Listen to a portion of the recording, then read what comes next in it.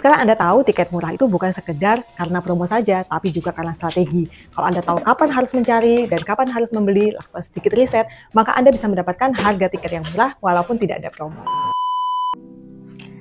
Halo semuanya, selamat datang kembali di channel Brahma Lukas. Tempatnya Anda bisa mendapatkan tips-tips perjalanan dalam negeri dan luar negeri. Tiket pesawat adalah salah satu pengeluaran terbesar pada saat kita mau bepergian atau liburan. Seringkali orang bilang, kamu sih kenapa nggak tunggu harga promo? Tapi masalahnya tuh ya, nggak selalu ada harga promo. Lalu bagaimana kalau kita sudah waktunya jalan atau kalau kita ingin bepergian, apakah kita selalu harus menunggu ada promo dulu? Atau menunggu keajaiban harga berubah? Nah, di video kali ini saya akan membahas tips dan triknya bagaimana kita bisa mendapatkan tiket pesawat murah walaupun sedang tidak ada promo. Tapi sebelumnya, subscribe dulu yuk di channel ini. Terima kasih. Tips yang pertama adalah jangan terlalu setia dengan satu aplikasi saja. Seringkali kalau kita sudah terbiasa memakai satu aplikasi traveling atau membeli tiket di satu aplikasi, kita nggak pernah mengecek aplikasi yang lainnya. Padahal sebenarnya aplikasi pembelian tiket pesawat itu ada banyak. Saran saya adalah selalu cek paling tidak di 3 aplikasi. Karena harga di aplikasi yang satu dengan aplikasi yang lain biasanya berbeda. Kadang-kadang bedanya bisa sampai ratusan ribu untuk satu tiket perjalanan. Jadi Anda bisa menghemat cukup banyak jika Anda bisa mendapatkan harga murah di salah satu aplikasi yang Anda cek harganya. Atau bisa juga Anda langsung mengecek di website resmi dari maskapai yang hendak digunakan. Terkadang harga di website resmi maskapai tersebut itu bisa lebih murah daripada di aplikasi perjalanan atau aplikasi untuk membeli tiket. Karena tidak ada fee tambahan di aplikasi resmi atau web resmi dari maskapai pesawat tersebut. Jadi jangan lupa selalu cek dari web maskapai yang hendak Anda gunakan. Contoh kasus, saya pernah pergi ke Malaysia, ke Penang waktu itu dan mau pulang ke Indonesia. Kemudian saya coba cek di aplikasi travel atau aplikasi yang menyediakan berbagai macam maskapai pesawat. Nah, kemudian saya coba cek di maskapai resminya, waktu itu saya pakai Malaysian Airlines. Ternyata harganya jauh lebih murah dan dengan fasilitas yang lebih ya, karena kita memakai full service airlines, tapi harganya bisa lebih murah.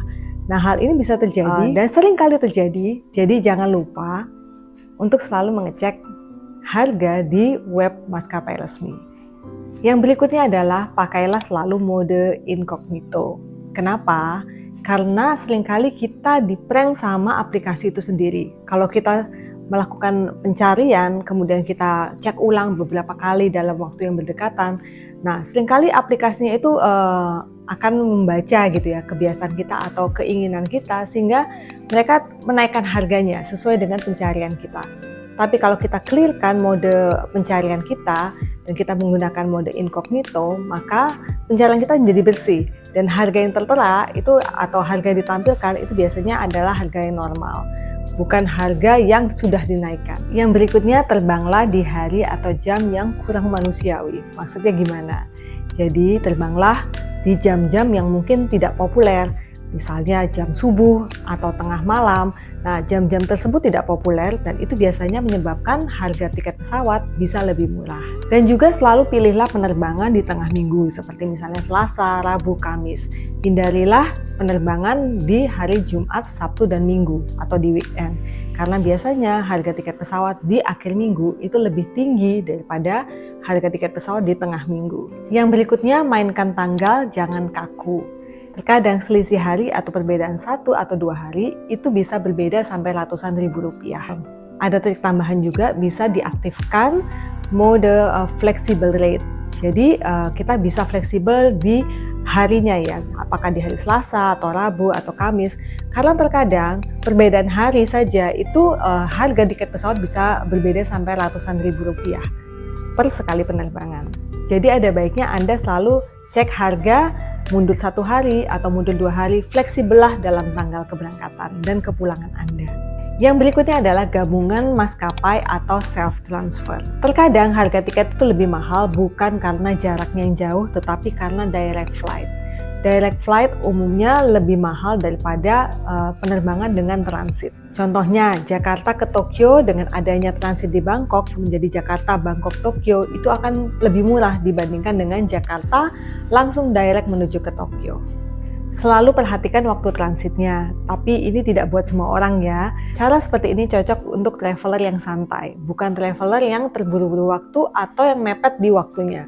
Karena kita bisa santai, misalnya kita punya transit di satu tempat di Bangkok dan kita bisa keluar ke kota untuk berjalan-jalan, kita bisa dapat lebih dari satu negara. Bukan hanya ke Tokyo saja, bahkan kita bisa jalan-jalan juga ke Bangkok. Yang berikutnya adalah perhatikan waktu pembeliannya. Jangan terlalu mepet, tapi juga jangan terlalu jauh. Karena terlalu dekat belum tentu lebih mahal dan terlalu jauh belum tentu lebih murah.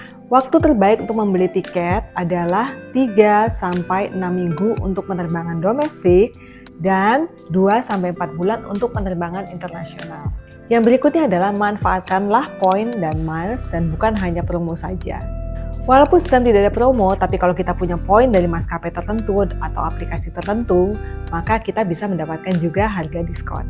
Contoh-contoh lain bisa juga memanfaatkan miles dari maskapai atau juga poin dari kartu kredit Anda. Misalnya Anda pakai kartu kredit Anda untuk berbelanja atau untuk melakukan hal-hal kebutuhan Anda. Nah, ada poinnya itu bisa dipakai untuk memotong tiket pesawat Anda. Terkadang juga di aplikasi itu ada cashback. Nah, itu juga bisa dimanfaatkan untuk memotong tiket pesawat kita. Kemudian hindarilah bagasi jika memungkinkan.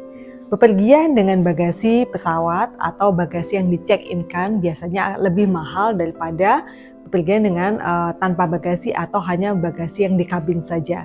Jadi jadilah traveler yang cerdas, traveler yang selalu bepergian dengan light carry-on atau bawaan yang ringan, tidak perlu terlalu berat sehingga kita bisa mendapatkan harga yang murah karena kita tidak mengambil bagasinya. Biasanya low cost carrier itu memang tanpa bagasi. Dan kalau kita menambahkan bagasi di sana, misalnya 10 kilo, 20 kilo, harganya bisa menjadi lebih mahal. Jadi sekarang Anda tahu tiket murah itu bukan sekedar karena promo saja, tapi juga karena strategi. Kalau Anda tahu kapan harus mencari dan kapan harus membeli, lakukan sedikit riset, maka Anda bisa mendapatkan harga tiket yang murah walaupun tidak ada promo. Semoga video ini bermanfaat. Jangan lupa like, comment, share, dan subscribe. Bye-bye.